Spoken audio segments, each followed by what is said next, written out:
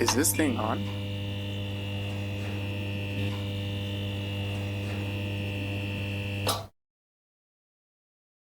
Hello, everyone. My name is Lewis Harris. Thank you for joining me today with Record in Progress, the podcast I created to share different stories, perspectives, and narratives to create understanding and hopefully a better world and a more unified society for all of us. And so I'm glad to be here today with my next guest, somebody who I'm looking forward to just kind of her take on things. Would you share your name? My name is Allison Fine. Hello, Miss Allison. And so, Allison, how do you identify yourself? I like my pronouns. Good question. This is not a prescriptive, how do you identify yourself? It is Oh, like how do you see yourself in the world? so my pronouns are she, her. I am a middle-aged mom, and but mom by like alternative means, and we'll probably talk about that. I am a rebel rouser, and then I am a troublemaker, but always good trouble. I have a really big background in community service, community work, community organizing, union organizing. I'm now a stand-up comedian. I'm a DV victim and a survivor and a warrior. Word. And I could go on. I'm very multi-layered me. So Okay. I just I try to identify first as a good human. Word, which is not something we always lead with, right? So I'm glad you've arrived there, which sounds like you have lots of experience that has helped you get there, which that's how diamonds are made, right? Through For all sure. that pressure. So with that, so the next question I have for you is what city and state do you live in? And if you don't want to be specific, you can be vague. Oh, I live in Federal Way, Washington. Okay. I Excellent. say live in because I ain't from here and I will never claim Washington. Where, where, where are you? I want to be very clear, and I say that because I'm from the Bay Area originally. And I lived in the Bay Area, I lived in Southern California, I went back and forth a bunch. But when I moved up here 11 years ago, I was like, oh, I never even been to Seattle, never been to Washington State. I was like, oh, it'll probably be similar to home. And it's not. So it's just very different. And I think one of the things that people just don't understand about me and knowing me comes from the cultural differences of the way California is, specifically the Bay Area versus up here. So that's why I want to be very clear. I live in Federal Way, Washington, and I love it here, don't get me wrong, but I'm not from here.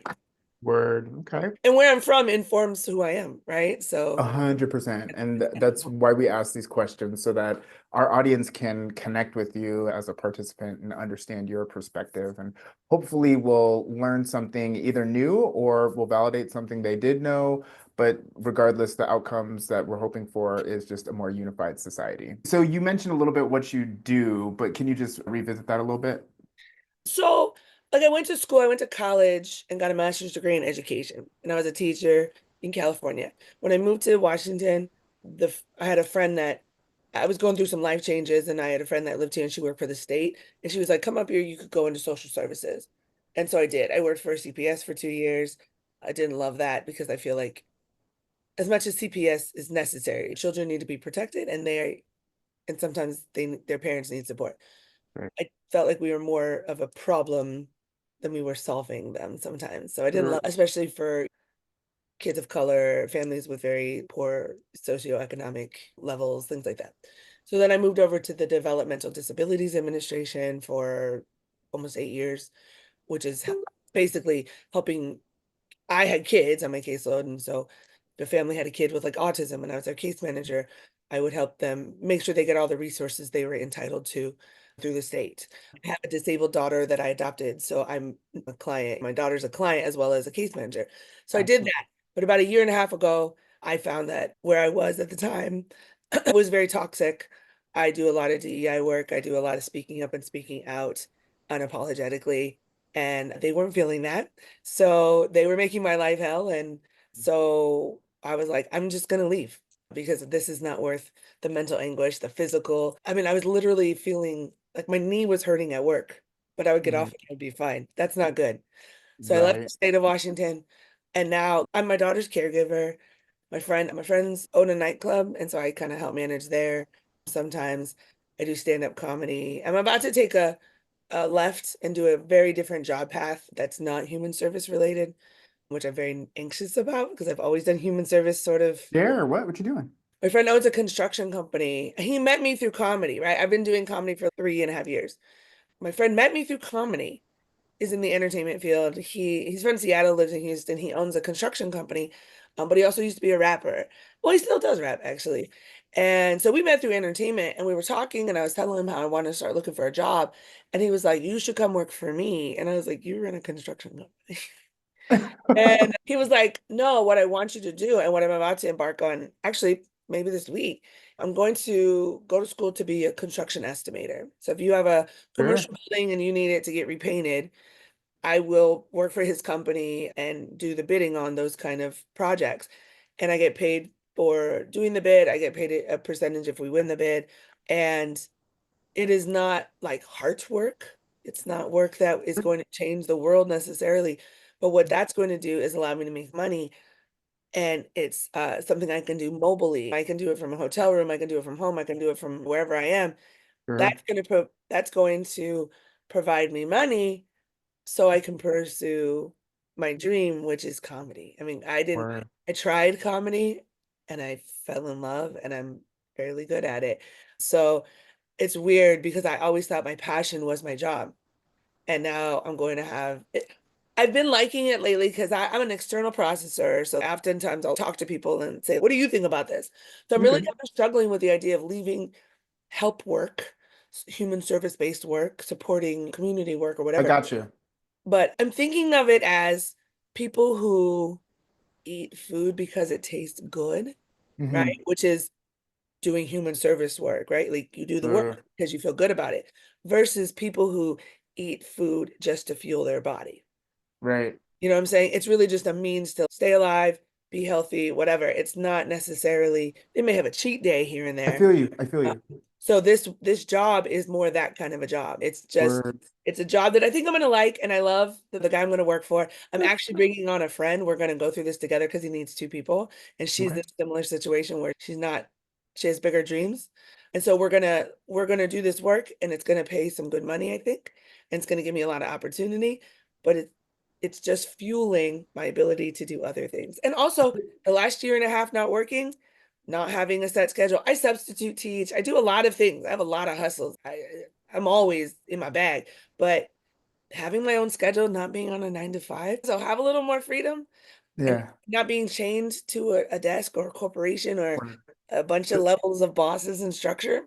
yeah. I'm So, excited. Allison, we don't know each other super well, right? Mhm. But we did meet through union activities when we both, I'm at the state currently, but when you were at the state, like you were mentioning, I think that's when we first met.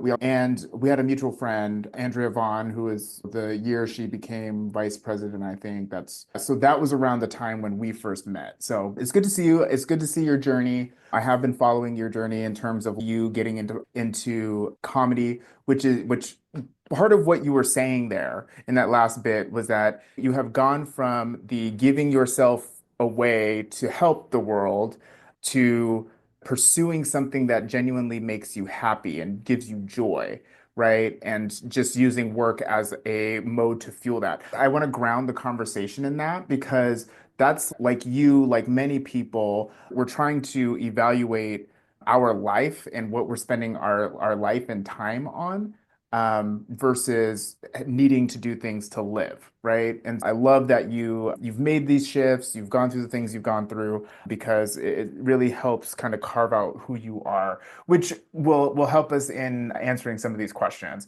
Which the last question I'm going to ask you that's kind of demographic related is what is a credential that you use most often to sell yourself on job applications? I have a master's in education, That's so that's beneficial. I just have no, such a varied background that I feel like it's not one thing, it's the holistic. beautiful, beautiful person. So the first question I have for you is how did you vote in the 2024 presidential election? Can I give a caveat to some of this real quick? Sure. I'm gonna do this really fast, and I know it seems very weird to people when I do it really fast, but it's really, again, just like explaining that I'm from the Bay Area and we're different. I grew up with Black folks, right? So I'm not appropriating, I'm assimilated to Sure. culture because Yeah. white people growing up didn't like me. Black people were like, come here, come with us. Come here. So I think that informs my personality when people don't understand me. Word. So I will add to this so it will inform the conversation moving forward that 6 years ago I was married to my second husband. I moved here getting divorced from California. I got married again. My husband was a great husband, a great father, but he was bipolar. He was using drugs and alcohol. He had a psychotic break in October 2018, and we were working through his struggles. He was just very much in denial that he was bipolar. He was like, I have an alcohol Mm, problem. I'm like, no, you don't. You don't use meth occasionally when you have an alcohol problem. This is something bigger. He didn't want to deal with it. And he had a psychotic break and he stabbed me 9 times. And he got arrested for my murder. I spent 35 days in Harborview trying not to be murdered, and that has changed my life. I don't think I would have done comedy without that. I don't think I would have ever quit a job, a good job. word. It has really changed the core of who I am in Right. ways. So I say that if people don't know that story, they're not familiar with that story. And I know, again, I say that very quickly. They're like, well, what? This is who I am. You can sit in, if you've never heard my story before, and you can process, whoa. And I'm like, yeah, but this whoa is every day. Part of my face, Right. stab me in the face. This part of my face is permanently numb. I don't get to take a shower without looking at all of these scars. This is just what my life is in part. But I have complex PTSD. I have, this is not a thing you will get over. This is not a hangnail that will heal. This is something that that exists in my life forever. I have gone through lots of therapy and I do the best I can. And it's part of who I am. So it's not always awesome. But the other side of that, it is making me brave. It is giving me freedom that I don't think I ever would have experienced, because when you're that close to dying, some values change. Oh, So well, I no. for letting me give that caveat. And it's sometimes I think out of the box because my box was almost closed. And I'm glad you said that because, like you, and I'm not equating because our journeys were completely different, but I too had a trajectory in life and way of thinking about things until I got into a car accident in 2006 that shifted that direction and trajectory to everything that I've done since then. And Yeah. so, like, I see you, I don't know if you know, but we have some similarities there in that. And so I respect your journey and I'm glad you're here with us. And I'm glad you're funny from it because you're giving light, you're giving light, you're giving love, you're giving joy. So Okay.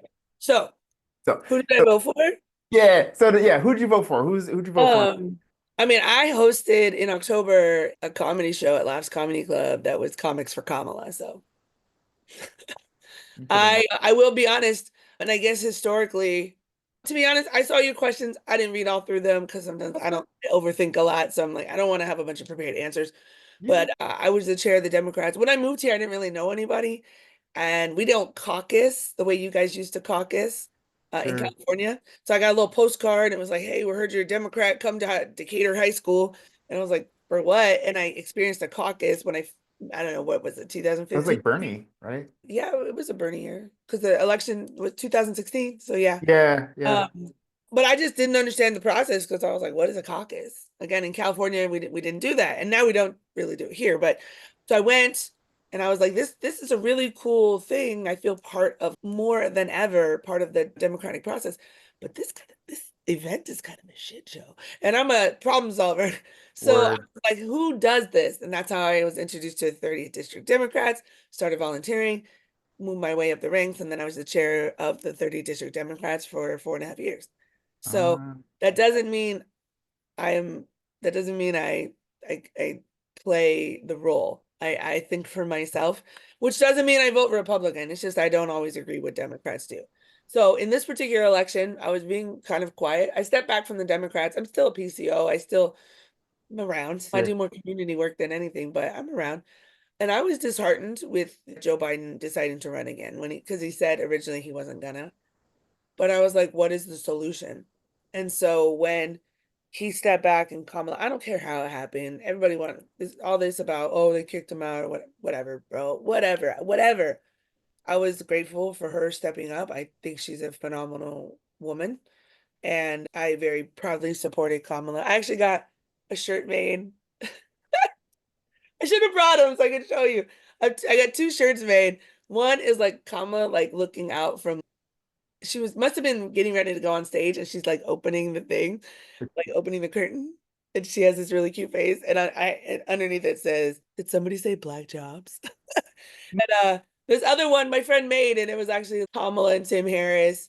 And it was this whole Barbie design, and it made the White House pink, and it was like the Barbie dream house, the Kamala Okay. dream house. I just think when joy became a center of her campaign, I was like, yes. And Right. I didn't feel like that was inauthentic. I felt like I want to go out drinking with Kamala Harris. You know what I'm Right. saying? And I don't No, drink a lot, but I well, want that to be one of those nights where we have a little too much and we have a little fun. I yeah. think she's such a light, such a Well, I agree with that because and you mentioned you have served the Democratic Party locally, right? So like you have a certain perspective that not everybody has, yeah. but two, that you resonated with the joy message of her campaign. And that was something I thought was actually really unique with Kamala that I had not seen from other candidates. I mean, Obama had hope, but she had joy, and joy is like joy gives life, right? Well, I think also they started attacking her on like her laugh right away. Like, Right. I They don't know wanted who to did shut it that. down. That's weird. You know what I'm saying? But they were making it seem like it's terrible because she laughs so big and so hearty and so full of reality. And she's unabashedly her. I mean, from Yeah. what I can see, who knows? We don't know her, right? But she really seems to be very authentic. And to make fun of her laugh, I thought spinning it straight to joy, yeah, I'm happy. Yeah.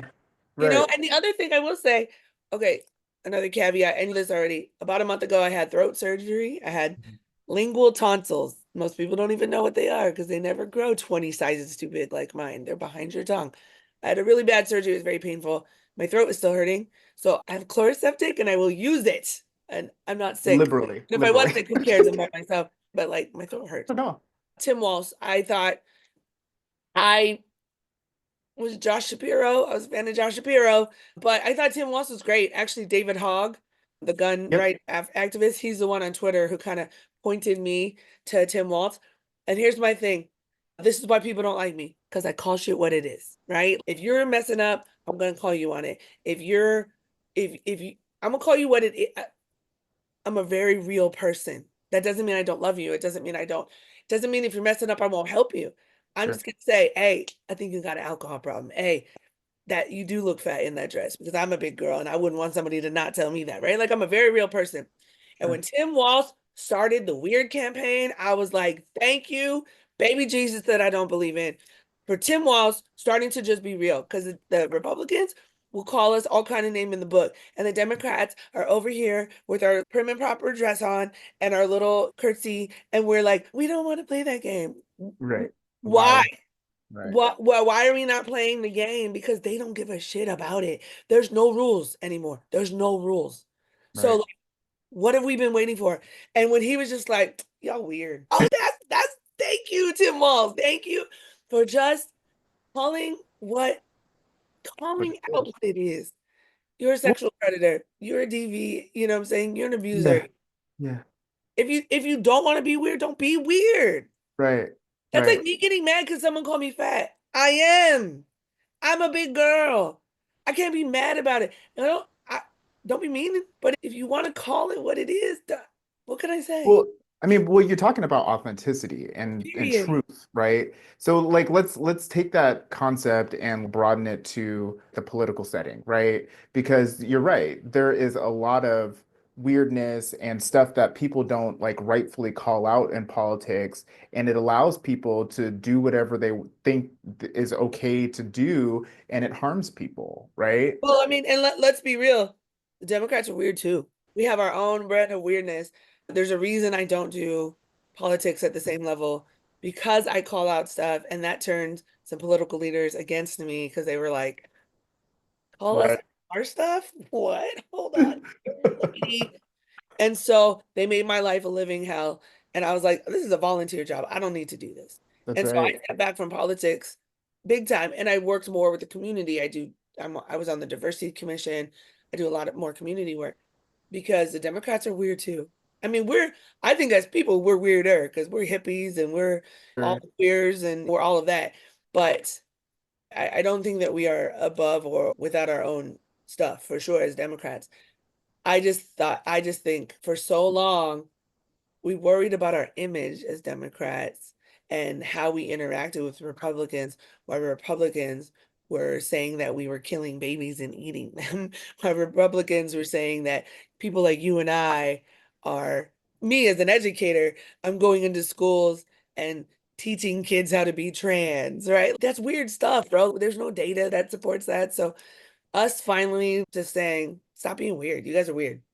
Right. I, I loved that authenticity, and I would have loved to see where we Us. could have gone with some of that. Yeah, I do. And I love that. That's a great message. We need to be more authentic and be more truthful. Let's unpack that a little bit later because there's some Okay. questions that I think will illuminate this conversation a bit more. But the next question I have for you is what are three feelings you have about the results of the 2024 presidential election? Frustration. That's probably my number one. Watching anybody who's not a cis white man support this incoming administration it's hard. And some of those people are my family members and my friends that are family and my longtime friends. Frustration. Mm, This might sound weird, but hopeful. When I say hopeful, it's because a couple things. Number one, Trump doesn't always do what he says he's gonna do, right. right? So I am hopeful that he will continue in that vein. Sort of like we assume that Trump is anti-queer, anti-trans, whatever. Sure. When all this trans stuff started happening a few weeks ago at the Capitol with the bathroom bans, Trump came out and was like, I don't care where people be. Like, I don't, you guys are Right. making a big deal about it in Congress, white woman, but I don't care. So it's Right. like, I am hopeful that he won't follow through on things. I am hopeful that once again, I feel like we're restarting in some ways, but I feel like once again, we may be able to get to a point where people realize how important it is to vote and to be part of this process. And I hope we learn some lessons. So I guess I always try and maintain a little bit of hope. And then Sure. the third word, so frustrated, hopeful, and I don't know if this is the right word. Apathetic, checked out. I don't know. Sometimes I'm like, why do I care if nobody else does? That's where apathy comes in, or somebody else will do the work. And that's probably because of my own personal experience with the Democratic Party here in Washington that made Yep. me, that continues to make me feel that way. The other, but checked out probably is better. I think checked out, like, I want to focus on other things. I look at Twitter and I see a lot of stuff on my phone. And I know something's going on in the Middle East with Syria and Assad, but I was brushing my teeth before I got on camera and I was like, I hope it doesn't ask me because I have no idea what's happening. I hope we don't get into some weird political relevancy right now, what's happening today, because I don't know. I Right. don't, some of that stuff I'm kind of checked out. I think something else that I've tried to be better at since my stabbing is prioritizing, right? And not like doing what I want to do instead of what I feel I should do or what I need to do. And so checked out is it's not necessarily a bad thing. It's just prioritizing the things that matter to me most. Right. And I feel like there's a whole lot of people that didn't prioritize women, queer people, children a month ago. So why do I care what happens? Sure. Part of your point, which you're technically the third person I think who has been on my podcast who has literally spoken about being involved in local democratic politics and leaving that work because of how toxic it is. And I see that because one, and do you know this because you do volunteering? The volunteering world, and I kind of want to center it here in Washington because those are the folks we've talked to. But the volunteering world here, especially in the political arena, is we want your help, we want your money, we want you to show up, we want you to do the work. But as soon as you start saying, oh, it should be done this way, or we should focus in an area that is other than what the prescribed establishment says you should be doing, that's when, Prescribed establishment. yeah, straight up, right? It's The prescribed, right? chosen few. That's right. That's right. And it's like as an individual, as a soulful individual, which I would say you are, and all of us are, but some people recognize that and live by that, and some people don't, right? Is that I can't give to a system or even people to make the world a better place if doing that giving is harming me, right? And it's like Can I we talk can't about it? Can Yes. we talk about Yes. okay? Yes. Yes. So like when I started with the Democratic Party back in 2015, and I was just a member, and then I think I volunteered, like I chaired a committee, and then I moved my way up, and I was the vice chair, and then I became the chair. I'm very organized. So I was running meetings in person, and then the pandemic happened. We didn't skip a beat. We went straight into Zoom meetings. I mean, I was like, we're doing this. We're gonna figure it out. My local LD, the 30th, for the most part, was an enjoyable experience. We had some community members who were also on members of the 30th LD who ended up being on our board that were people of color who would make everything about race. So anything, if I said something and I disagreed with them, I was racist. That's not how racism works, right? We don't Talk want to about talk it. about it, but that's not how racism works. Talk about it. Um, and these were people who would scream at me in meetings. These were people who would scream at other members. And I'm a tough ass broad. I can handle it. But they would scream at people. They would question. It was just very, very, very volatile sometimes. And I often get in situations where people don't like me, so they will attack me. Other people will come later and be like, "Are you okay?" And I'll be like, "Yeah, but why didn't you speak up in that meeting?" Right? And that is very, very frustrating because people are so afraid. The fragility of people, and I'm not going to put that on even a race right now. The fragility of people. If someone's yelling at me and no one intervenes, is it because I'm wrong, or is it because they don't want that person to then yell at them too? You know what I'm saying? Right. They don't want to become the It's target. like a self-preservation type For thing. them, I guess, right? Sure. And so there was a lot of like, oh, we know these people don't act right. That's such a vague term, but we know it's not okay what's the behavior, Sure. but they wouldn't intervene because they didn't want to also be called names and had accusations made.